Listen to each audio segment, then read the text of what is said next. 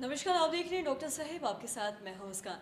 दर्शकों, आज के इस एपिसोड में हम बात करेंगे क्रॉनिक कफ के बारे में। हम कई बार ऐसा देखते हैं कि लोग खांसते ही खांसते और कफ से इतना ज़्यादा परेशान हो जाते हैं कि कहीं ना कहीं एक दूसरे बीमारी का कारण बन जाता है और वो ये समझ नहीं पाते हैं। वो एक इसको सामान्य कफ या फिर सर्दी खांसी समझते हैं।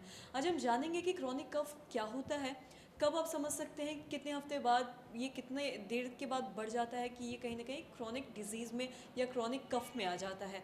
आज इसी पे हम विस्तार से खास बातचीत करेंगे और जानेंगे कि क्रॉनिक कफ क्या है, कब होता है, कब इसको समझ सकते हैं और अगर होता है तो क्या करें। इसी पे खास बातचीत करने के लिए हमारे साथ मौजूद है डॉक्टर खालिद हुसैन। आपको बता दें कि बिहार के जाने माने इंटरनल मेडिसिन और साथ ही साथ डायबिटोलॉजिस्ट है। सर नमस्कार, बहुत बहुत स्वागत है। Thank you so much.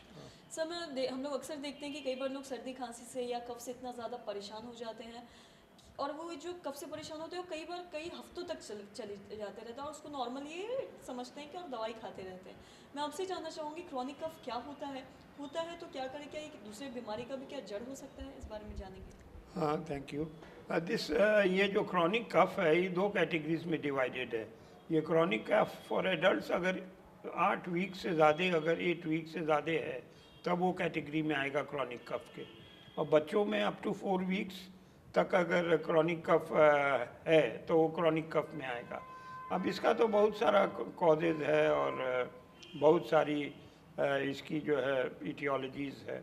मगर एक चीज़ है कि इसमें दो तरह का कफ होता है, एक एक्सपेक्टोरेशन के साथ और एक ड्राई कफ।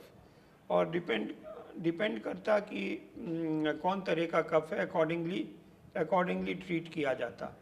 तो क्रॉनिक कफ में अगर फर्स्ट तो आपको अंडरलाइंग कॉजेज़ उसका खोजना पड़ेगा। अगर स्मोकर है, अगर उसमें जो है उसको पहले से कोई लंग डिजीज़ है, टीबी है या और कैंसर है, लंग कैंसर है, ये सब जो है क्रॉनिक कॉजेज़ है इसका, क्रॉनिक कफ का।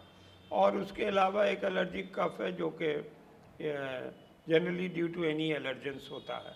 जैसे किसी के घर में कोई गया, कैट है, बहुत लोगों को कैट से एलर्जी है। अब वो उसका जो फेदर से कहीं गिर गया, उसी से उसको सांस फूलने लगती, तो ये जो है क्रॉनिक कफ को एग्रीवेट कर सकता। और फिर ब्रोंकियल अस्थमा है, कार्डियक अस्थमा है, ये सारी चीज़ें कॉज करती क्रॉनिक कफ। और अकॉर्डिंगली इसमें भी वही सिम्टम्स है, avoid and treat the precipitating factors.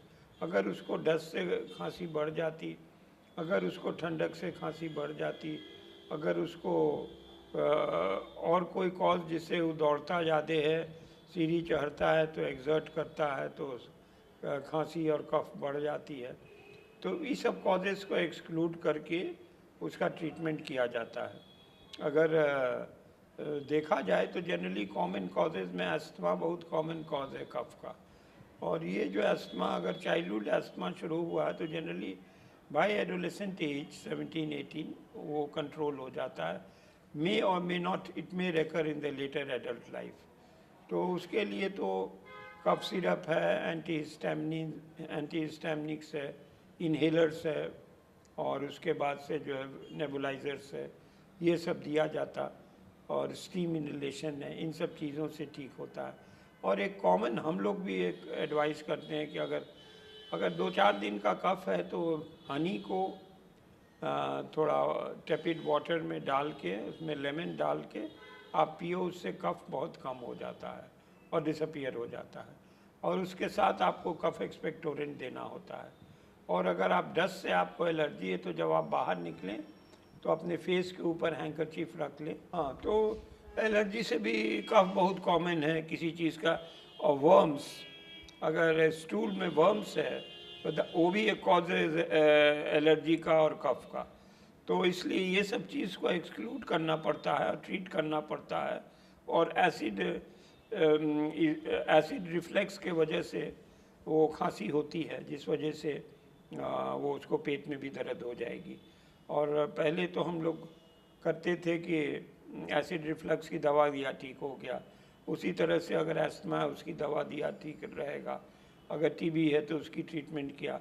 और स्मोकिंग, अल्कोहलिज्म, ये दोनों चीज़ को बंद करना पड़ता है। ये chronic one of the commonest cause of chronic cough है। तो ऐसे आप बीमारी आपकी जब डिटेक्ट हो गई तो ट्रीटमेंट इजी हो जाता। और ये सब जो हैबिट्स है उसको आपको छोड़ना होगा, then I think cough will be controlled. और दवाइयाँ तो खानी है, और अगर नहीं है तो एस्थमा है तो हम लोग एक टेस्ट करते PEFR का, अगर सर्टन लेवल से कम है दैट मीन्स कि आपको asthma it can be mild, moderate और सीवियर, तो इट डिपेंड्स ऑन दैट, और ट्रीटमेंट अकॉर्डिंगली इजी हो जाता है।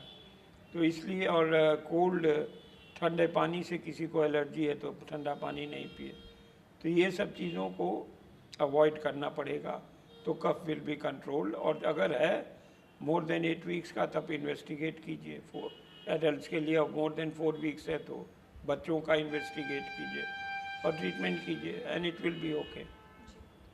सर बहुत बहुत शुक्रिया तमाम जानकारी देने के लिए। मतलब हम ये समझ सकते हैं कि अगर क्रॉनिक कफ है तो ये कहीं ना कहीं बहुत बीमारियों का भी कारण हो सकता है। इससे किसी भी कारण से क्रॉनिक कफ हो सकता है, या किसी एलर्जी की वजह से या किसी बीमारी की वजह से।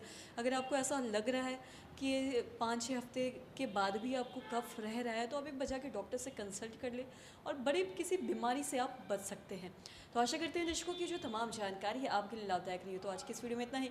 अगर आपने अब तक हमारे चैनल को सब्सक्राइब नहीं किया तो तुरंत कर ले, साथ ही हमारे फेसबुक पेज को लाइक करें। वीडियो देखने के लिए आपका धन्यवाद।